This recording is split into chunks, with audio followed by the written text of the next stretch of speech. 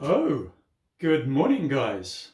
I've been working the last couple of weeks really hard on learning how to hand cut dovetails.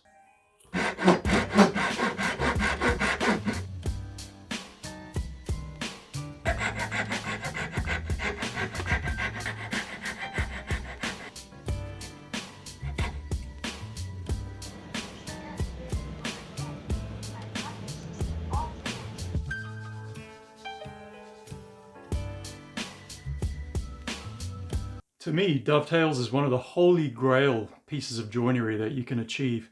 And that's to me, again, getting up into the real proper woodworking.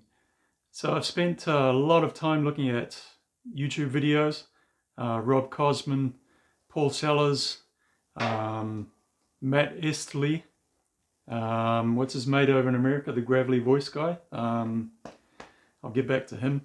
And this Australian dude, Cuffy, he's pretty good too.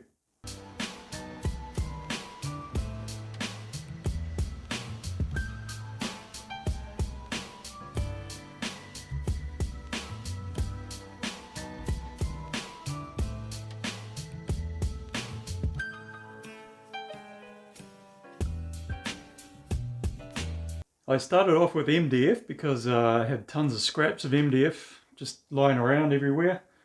And it's nice and cheap, and losing a few pieces to practice is not really a waste of good wood. So these are my test pieces here, and I'll get up close and show you how I progressed through probably about 10 days of practice.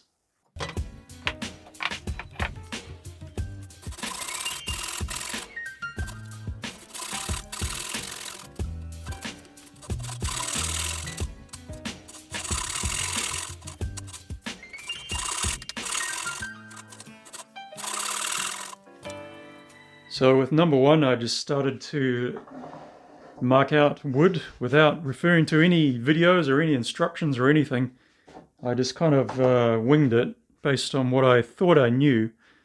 And I ended up with some crooked dovetails and gaps that I filled up with glue, and actually it didn't turn out too bad, I thought. Anyway, that was just an evening trial. I did a couple of pins here.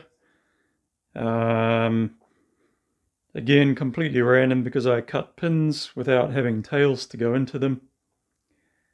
And it was just about learning, marking out and getting the angles right. I'm using this dovetail guide here, which has 1:5 and 1:8 ratios on it. And I wasn't using a marking knife or a marking gauge or anything like that, just a pencil and a bit of good luck.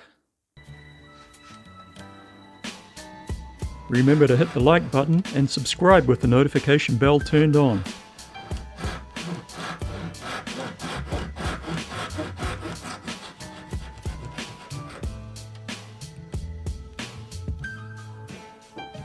Coming along a couple of nights later on number two here, I'd gone away and studied a bit. And you can see I've started to use a marking gauge, and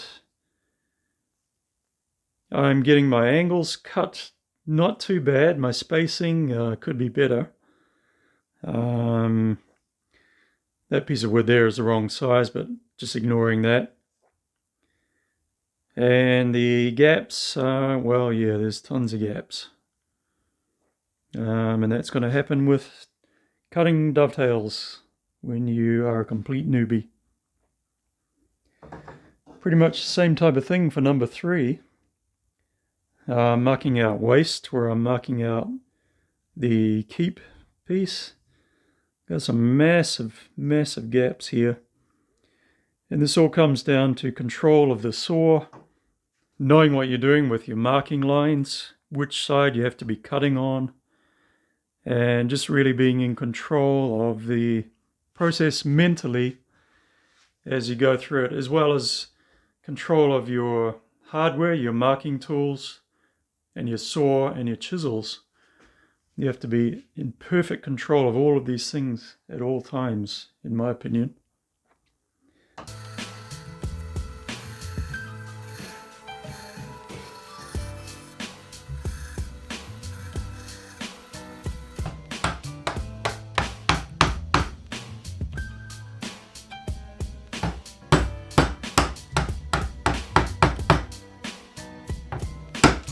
Okay, a few days later, number 4 starting to show promise. I'm getting pretty good on the tails side.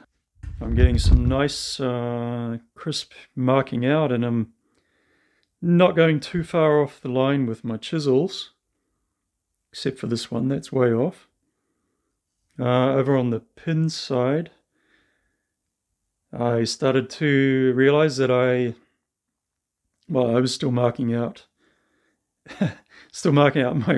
my waist incorrectly, but I was having trouble with getting my chisel to stay on the inside of the pin waist side and really encroaching into the keep side here.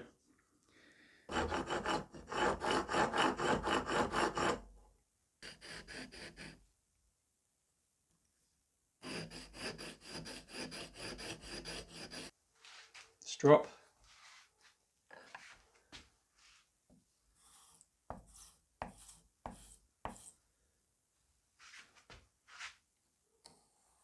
There goes that burr. Look at that little sucker. Look at that. Can you see that? Okay, so now we're on to number 5, which is on my MDF trials, probably my best effort. And I actually glued this one up. Yeah, it's a bit wonky over here still. Yeah, I went in over the top with my line just to see and show myself how far I'd gone off it. But I glued this one up and put a bit of sawdust in the gaps, and it actually came up pretty nice, I think. So I made a classic newbie mistake on this one. I've forgotten to mark out my waist, and I went and cut off my tails. I can already see some problems here. These cuts should be completely plumb 90 degrees, and they're kind of off all over the show, so same on this side.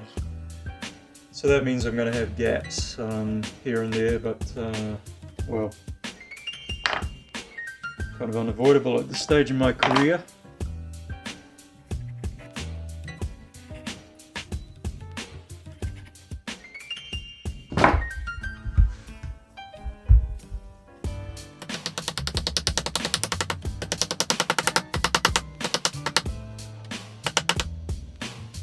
I definitely get it that MDF is not the ideal wood to learn dovetailing on, but in terms of learning the process of marking out and getting the saw positioned correctly and getting the piece in the vise when it comes time to mark the pins off the tails and all that stuff, and holding the body correctly during the cuts, and getting the line of sight of the chisel correct so that you keep it plumb, all those things. MDF is fine for that, because it doesn't matter if you screw it up, and screw it up I did royally. But hey, in the end, I think I made quite a bit of progress on learning to dovetail.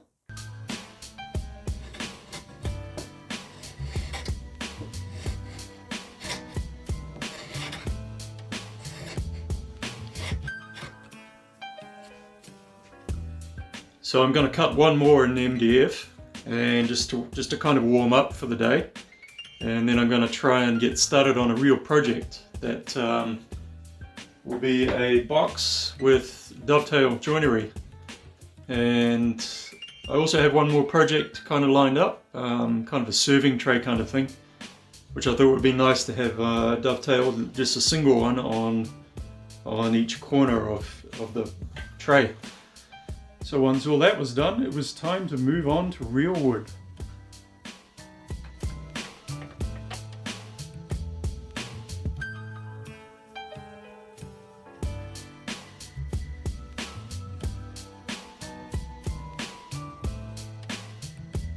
Thanks for watching, guys. Stay tuned for the next episode of dovetailing, and I leave you with these images from my Instagram, the box that I made, and it came out pretty good. This will be in the next episode. Cheers, guys.